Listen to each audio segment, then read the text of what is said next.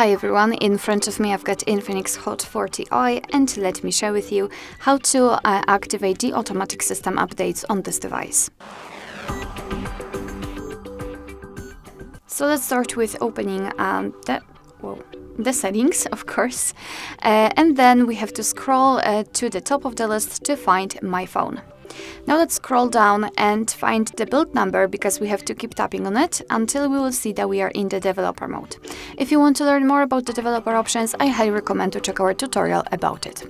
So now we can go back to the general settings and scroll down to find the system. So let's scroll all the way down.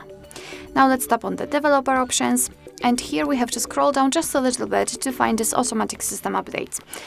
So let's simply turn it on just by tapping on the switcher, and from now on, since this option is active, your device will be allowed to apply the updates whenever it will be restarted. So you do not really have to manually update your device, however, remember about restarting it from time to time, so it will have a chance to actually download and apply the updates. Of course, you can turn it off the same way, just by tapping on the switcher again.